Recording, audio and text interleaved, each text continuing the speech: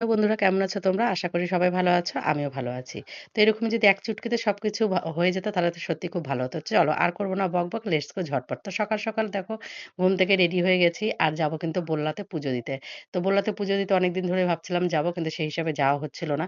আর সামনে কিন্তু আর ১ সপ্তাহ আছে বল্লা পুজো বাকি। তো এদিকে তোমাদের দাদাভাই কিন্তু পাঠা মানসিক করেছিল। তো সেই কারণে আরো যাওয়া হচ্ছে বিশেষ করে।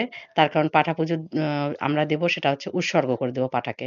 মানে বলি দেব না। সে কারণে পুজোর দিন যদি যাই সেদিন প্রচুর ভিড় হয়। আর সেদিন যদি পাঠাকে আমরা উৎসর্গ করে দিই তো কে ধরবে বা কেউ বিক্রি করতে পারে, কেউ বলি দিতে পারে। তো এরকম একটা হতে পারে। তো সেই কারণে আমরা ভাবলাম যে ফাঁকায়, ফাঁকায় আগেই পুজোটা দিয়ে আসি। তো দেখো আমরা বেরিয়ে পড়েছি, চলে এসেছি কিন্তু একদম পুজোর মানে মা বললার কাছে।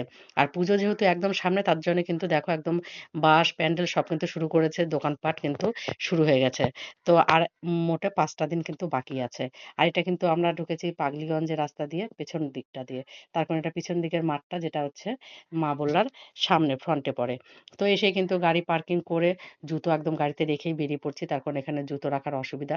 রাখা যাবে। তোমরা কোনো দোকানে-টোকানে যে দোকান থেকে ভোগ নিবে সেখান থেকে। তো আমি ভোগ-টোগ সব বালুরঘাট থেকেই নিয়ে এসেছিলাম। সে কারণে জুতো আর কোনো দোকানে রাখতে হয়নি। যে পাশের দোকানগুলো দেখছো এগুলো কিন্তু তোমরা ভোগ নিতে পারবে। তো বললা যারা এখনো আসোনি অবশ্যই একবার আসবে মায়ের দর্শন করতে। আর যারা এসেছো তারা তো জানোই। তো এখানকার কিভাবে কি করতে হয়। তো এসে দেখো সবকিছু করে নিয়ে কিন্তু এখানে আমরা কিন্তু এই যে পাঠাকে নিয়ে চলে এসেছি স্নান করানোর জন্য। তো স্নান তো সেরকম না মানে জল ছিটিয়ে নেব। আর এই যে পুকুরটা দেখছো এই পুকুরেই কিন্তু মায়ের বিসর্জন হয়। তো এই পুকুরেই সবাই আমরা কিন্তু যারাই যাক ভক্তরা ওখানে মাথায় জল ছিটিয়ে পা ধুয়ে তারপরে কিন্তু পুজো দিতে আসে। তো এখানে কিন্তু এই যে কাউন্টার দেখছো এই কাউন্টারে আমরা টিকিট করে নেব। আর মায়ের জন্য নিয়েছিলাম অ্যা শাড়ি আর সিঁদুর আলতা আর ফুল বেলপাতা এগুলো সব তো কিনে নিয়েছি। আর এদিকে দেখো ঠাকুরমশাই কিন্তু বসে পড়েছে পুজোতে। তো যেহেতু আমরা পাঠা দেবর জন্য কিন্তু আমাদেরকে একটু স্পেশাল ভাবেই পুজোটা মানে সিম্পল ভাবে আমাদেরকেই আগে করিয়ে দিল। আর দেখছো এখানে ভক্তদের ভিড়। তো আমাদেরকে করিয়ে দেওয়ার পরে তারপর সবাইকে এক, এক করে করিয়ে দিচ্ছে। তো এখানে কিন্তু পুজোটাও কিন্তু খুব সুন্দরভাবে হয়েছে।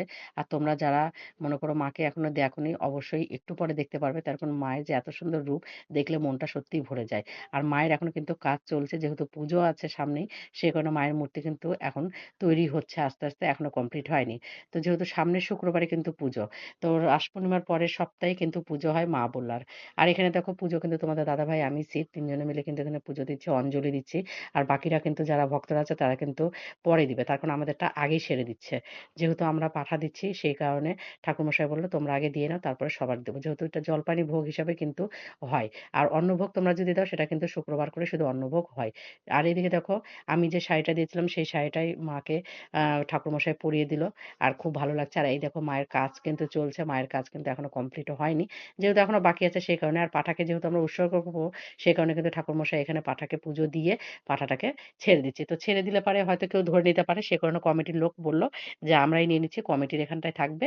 তো কমিটির লোক নিলে পারে কি হয় কমিটিতে ওরা এখন বিক্রি করুক বা ওরা যেই কাজই করুক না কেন ওটা মায়ের কাজেই লাগবে। আর কেউ যদি পার্সোনাল ভাবে নেয় সেটা কিন্তু মায়ের কাজে লাগছে না। তো আমরা চাই যে মায়ের কাজে লাগুক সে যেভাবেই হোক না কেন। আর পাঠাটা মানে এই যে ছাগলটা দেখছো মানে এত সুন্দর না সত্যি খুব মায়া, মায়া লাগছিল। কিনে নিয়ে এসেছে তোমাদের দাদাভাই। আর দেখে সত্যি মানে ছেড়ে দিতে খুব খারাপ লাগছিল। মনে হচ্ছিল বাড়িতে নিয়ে চলে যাই। কিন্তু বাড়িতে নিয়ে যেয়ে তো রাখার জায়গা নেই বা পোষবার মতন পরিস্থিতিও নেই। তো এদিকে দেখো এই যে মাঠগুলো দেখছো এদিকে কিন্তু এই যে কাউন্টার, টিকিট কাউন্টার। এই কাউন্টারে কিন্তু পুজোর দিন প্রচুর ভিড় হয়। তোমরা সোনা, চাঁদি, রূপো বা যারা পাঠা মানসিক করে বা পায়রা মানসিক করে সব রকমের ব্যবস্থা কিন্তু এই সাইডে আছে।